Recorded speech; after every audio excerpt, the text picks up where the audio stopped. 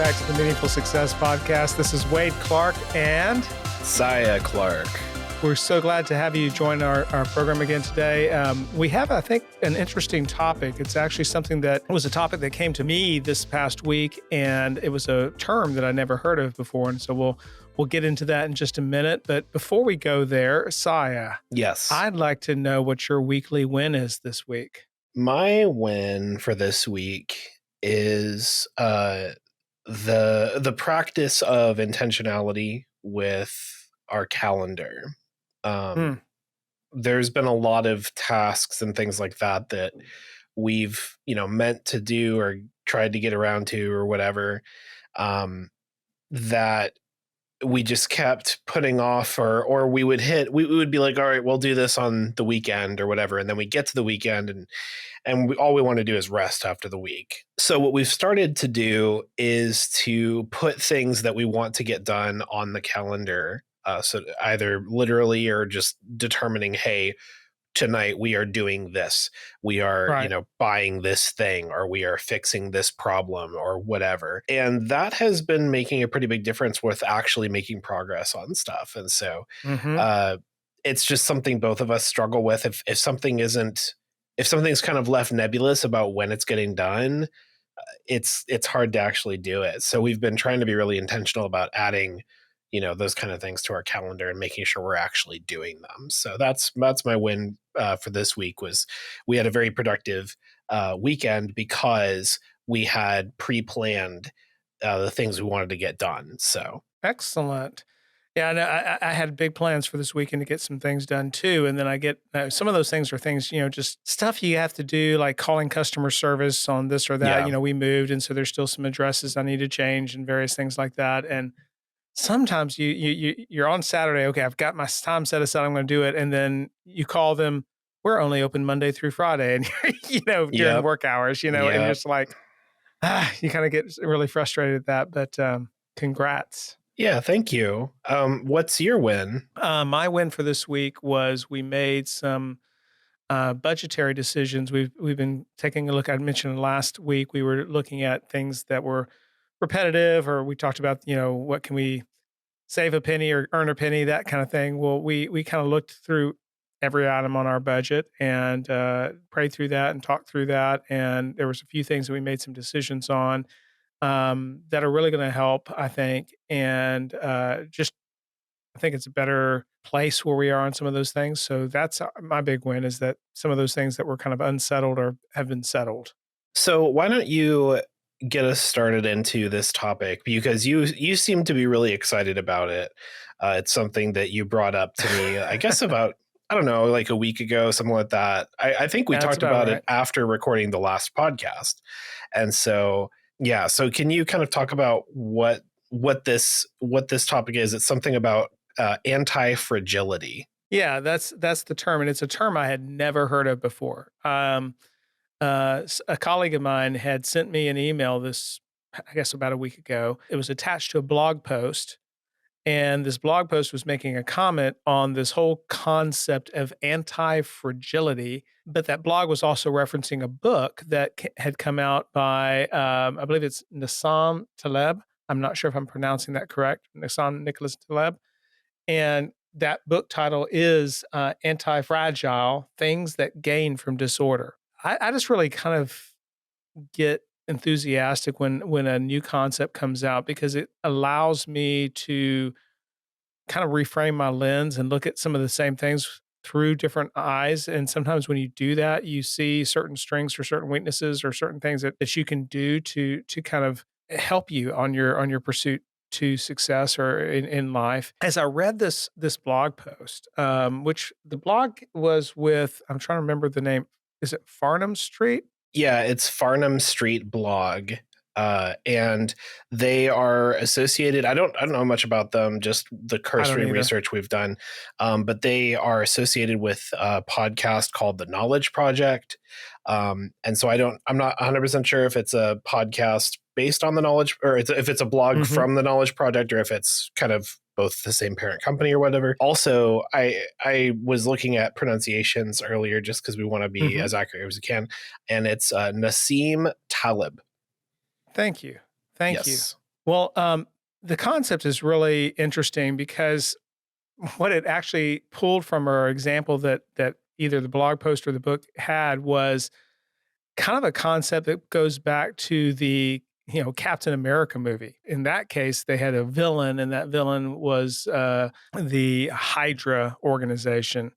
And one of the things that they talked about is when you cut that one head off the Hydra and more take its place. Well, where this comes about is what they're saying is, the enemy or the difficulty that comes in front of you is there's so much randomness that hits us in daily life. I mean, we can set plans, we can set objectives, we can set goals, but then the unexpected comes out here, comes out there, in the marketplace, in the economy, and in personal lives, and various things happen. The concept was, are you? It's more than just being resilient. Because but are you anti-fragile? And the distinction it was making was, resilient. Think of a rubber band. Resilient when you stretch it, it goes back to its original place. It's resilient. It comes back and it gets back to it where it was. The concept of anti-fragile is saying when you're stretched, when things come in unexpectedly, when that randomness hits, do you come back even stronger than you were before? And I just thought that was a really interesting concept to think about because I've always thought about the quality of being resilient, but I never really thought about it in terms of this concept of when you're stretched, do you come back stronger than you were in the first place, and maybe even a slightly different place than you were in the first place. So that was my first initial thoughts when I saw that. I mean, when you got that blog, because I shared that blog with you as well. I mean, what was the first things that kind of struck you when you read that? The main thing was just the core concept of it, of just the idea that it's the what doesn't kill you makes you stronger is essentially the idea of it, right? So the concept is pretty familiar. Hmm. Um, Pretty much the blog post is mostly quotes from the book, Correct. and so it gets into a lot more depth than just that simple concept. But basically, at the concept of what is anti-fragile, it's the idea that through adversity you gain strength, and that things that gain strength through adversity tend to thrive more, tend to have higher, like better life, basically. Yes. um rather than being shut down or slowed down, or or rather maybe not slowed down, because I think part of the point is, like, when you are slowed down, it's sort of an acknowledgement that disruption, discouragement, disaster, these are things that are kind of inherently human and inherent to life, and that are Hmm. going to happen. But that it's a character trait, or Hmm. I mean, I guess character trait's the best way to put it, that sees you through and gets you to kind of a higher level through that uses those circumstances to grow and to thrive more. Yeah, it's that growth mindset. It's when confronted with those challenges, what would lead you to not grow stronger? Well, one thing might be discouragement. I mean, and just kind of backing out of the situation in the first place. You get hit with that unexpected, and rather than seeing that as an opportunity, you get frustrated or you get exhausted or you get discouraged and you just stop trying in that circumstance. So that would be kind of the opposite from that vantage point. When I think about that, there's a lot of things that can happen in our lives and in our pursuit of success that in fact I would say that probably the majority of things are unexpected. Now that can be planned for, it could be something that we've been working towards, but honestly, there's a lot of thing that comes that is just kind of this out of the blue type of thing. Is that opportunity. When you're looking at that pursuit, I think that one of the key things that's helpful to remain anti-fragile or to seize that opportunity is to not plan for the randomness, but expect the randomness. And one of the things that I spend a lot of time in my daytime job is helping people with business development in kind of a professional services space. And the challenge there for a lot of people it is when things are going really well, they're getting phone calls, they're getting emails, they're getting opportunities, that are unexpected, and it's like, I don't have enough time to respond. I have more business than I can handle. And then when things turn the other direction, it kinda you kinda move into this challenging time. And one of the key principles that I try to share is that's partially what we're talking about when we say being strategic with respect to your business growth or personal growth. There are things that you know you need to do, even when the times are going well, even when things are going really smoothly, even when you don't know how you're going to meet all these kind of things. There are certain things you have to decide that these are things that I do day in, day out, regardless. Meeting more people, if you're a writer, writing a certain amount of words, whatever those things are that you just need to do regardless. If you do that and you take the time to be strategic and know what those things are, when the opportunities or the randomness or the challenges surface, you're in a better position to begin with. So that's something that resonated with me. It doesn't always happen that way. I guess when I think about this, I'm curious from your vantage point, can you think of times like in your pursuit of the work that you do or writing where the unexpected happened and at the end of the day you see yourself now in a better position though you would not have planned for that? Yeah, I think I think in that question is also inherently the note that, and I haven't read, this is both of our first exposure to this concept, right? So Correct. I've not read the book it's based on. Perhaps it touches on this. But my instinct with this is, to me, this idea of anti-fragility, or what doesn't kill you makes you stronger, all that stuff, you still go through the thing. Oh, yes. You still go through whatever that struggle is, whatever that hardship is, and that can hurt and it can take time. Mhm. And so to me, it's not an immediate bounce back necessarily. Oh, no. Uh, like there's the idea of, like, you would think of like the animated Hercules movie, and he cuts the Hydra's head and two more immediately sprout up. That's not real life, at least No. not most of the time. And so, in real life that might have taken, you know sometimes months, sometimes years, depending on what you've been through. uh Absolutely. that is that adversity that ultimately does make you stronger, that has that anti-fragile sort of aspect to it, right? Well, um yeah. I mean, I can think of an example in our life, that we both lived through, and this was actually at this point about 19 years ago. We found what we thought was gonna be our dream house, and we bought this house, had it inspected, went through all that whole process, and, about 2 weeks after we moved in, which we were very excited, the property, which was out in the country, flooded and became basically like swamp.